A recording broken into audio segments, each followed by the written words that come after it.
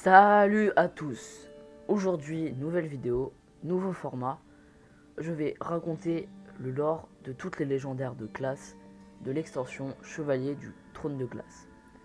Première précision, je vais raconter le lore, mais version tout simplement simplifiée, car certains personnages ont peu de lore, donc d'où le fait que ce soit rapide, mais certains ont un lore bien plus grand, qui ferait en sorte que la vidéo dure beaucoup plus longtemps, parce que je n'ai pas envie que ce soit le cas. Ensuite, deuxième petite précision, qu'il n'y aura pas les héros DK, donc les chevaliers de la mort, Death Knight, tout simplement car ils n'ont pas de lore, c'est purement inventé par Blizzard. Et troisième petite précision, les cartes en bas à gauche sont en anglais. Bon, si vous n'êtes pas fort en anglais, bah désolé. Donc première carte, Adronox, bon je vais quand même les traduire. Raldagoni invoque tous vos serviteurs avec provocation mort pendant cette partie. Donc Adronox est une grande araignée qui anciennement vivait à Azjob-Nerub, donc une sorte de grotte, qui ensuite a été repris par les Nérubiens. Donc les Nérubiens sont la migration des serviteurs du dieu très ancien vers le nord, donc vers Yogg-Saron.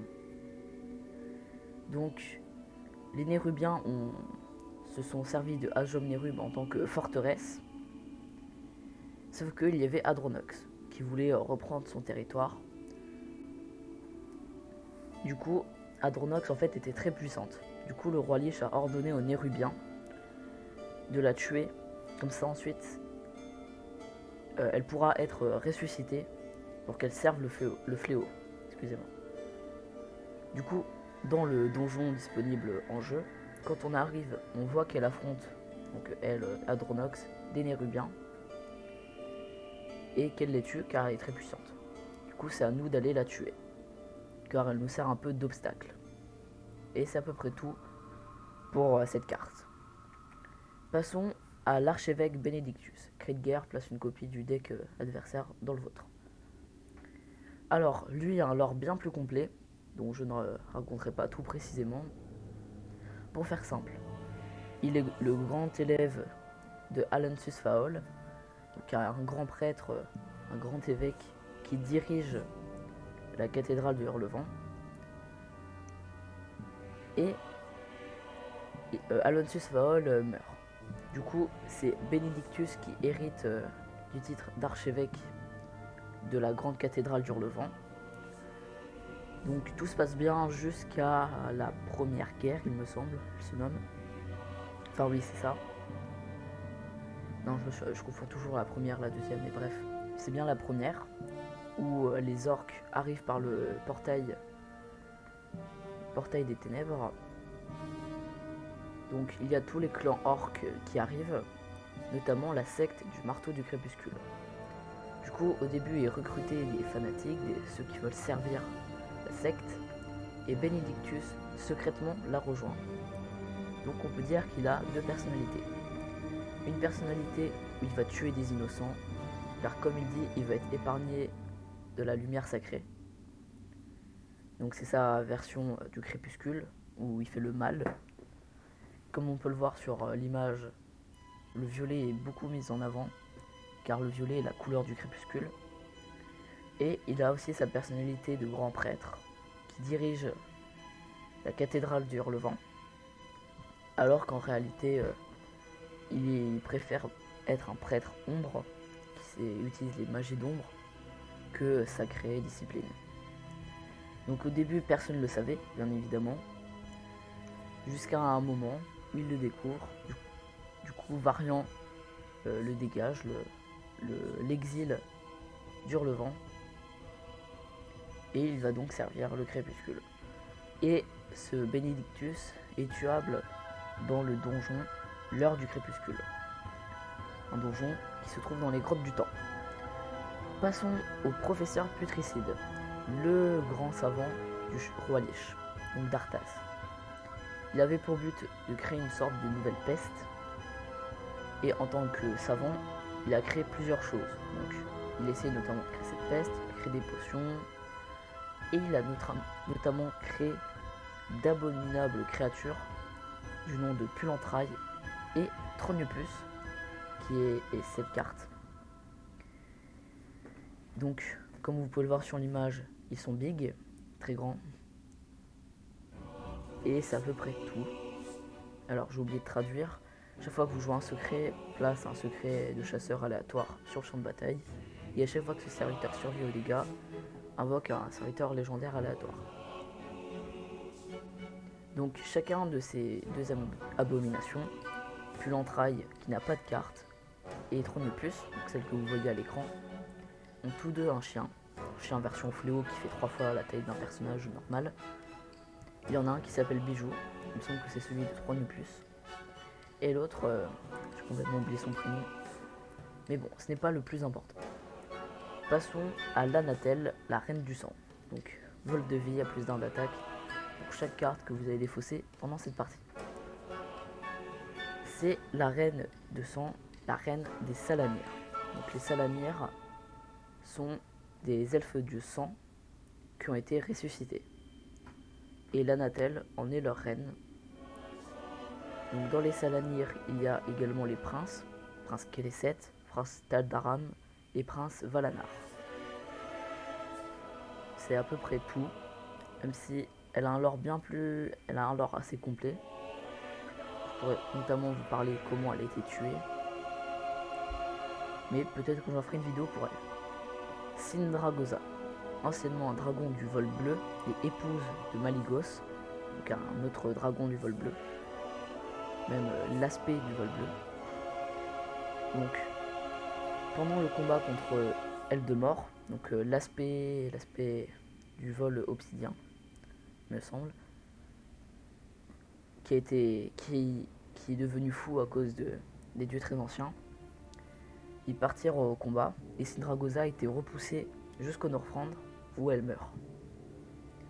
Et plus tard, quand Arthas, le roi Lich, arrive sur le continent du Northrend, il ressuscite Sindragosa et depuis c'est devenu un boss de raid.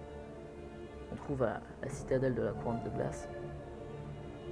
Et ce dragon maintenant réclame vengeance sur tout le monde. Sur Maligos, sur tout le monde, à part le roi Lich bien évidemment qui lui a redonné la vie. Bolvar sans feu. Donc là je vais juste vous raconter comment maintenant on le surnomme sans feu, car avant c'était un humain tout à fait normal. Donc on est à la bataille du portail du Kourou qui est la grande porte qui permet d'accéder à la couronne de glace depuis la désolation des dragons. Et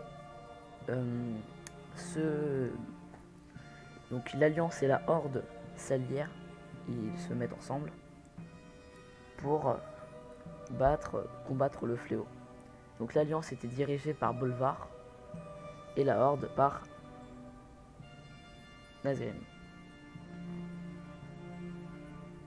Donc ils partirent pour le combat, le fléau est terrassé, il ne reste plus qu'Arthas.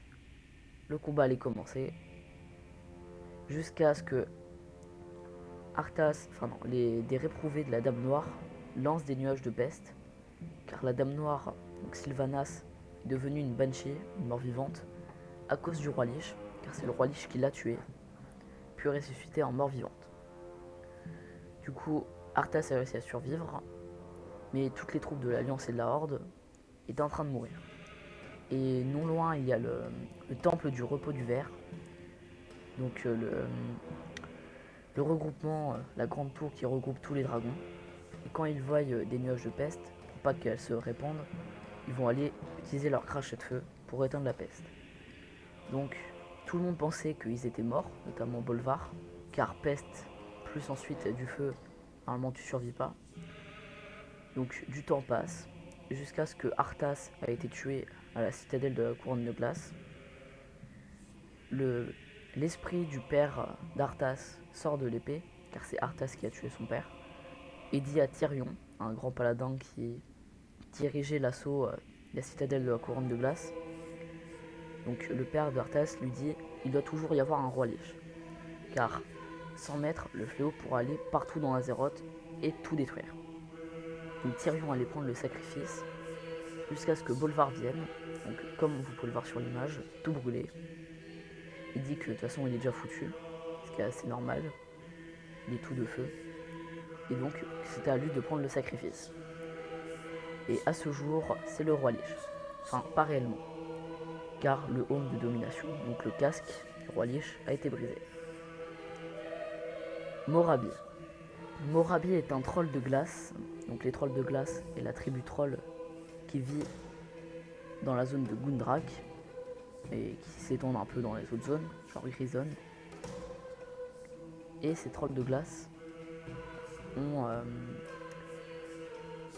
voient qu'ils perdent du territoire à cause du fléau.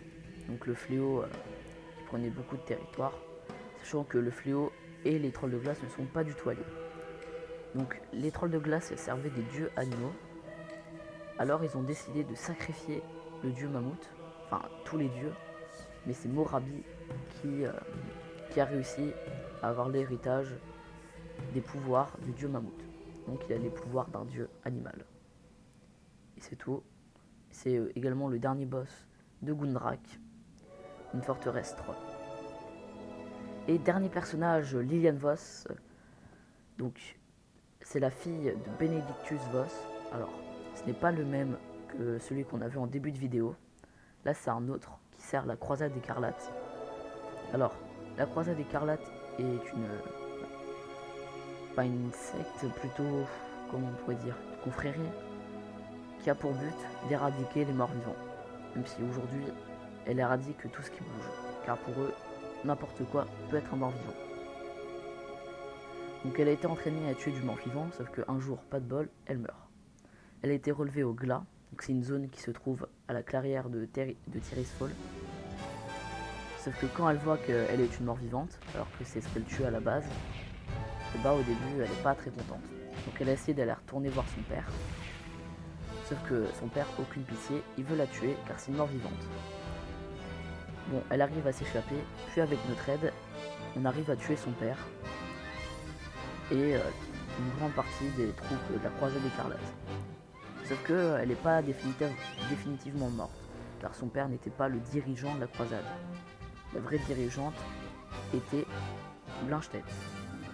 Du coup, rendez-vous aux salles et au monastère écarlate, où l'objectif va être de la tuer. Donc l'inquisitrice Blanchette. Donc Lilian Voss aura fini sa mission, puis après elle voudra aller à Scholomance, donc une école de magie nécrotique qui a servi de repère pour Kel'Thuzad, pour aller tuer le sombre maître Ganmung. Donc elle aura fini toutes ses missions, elle est contente. Puis plus tard à Légion, on a vu le retour de pas mal de personnages, donc notamment Lilian Voss qui deviendra un sujet de domaine. Et voilà, j'espère que cette vidéo vous aura plu, ce nouveau format. N'hésitez pas à vous abonner, bref, tout ça. Et sur ce, je vous dis ciao.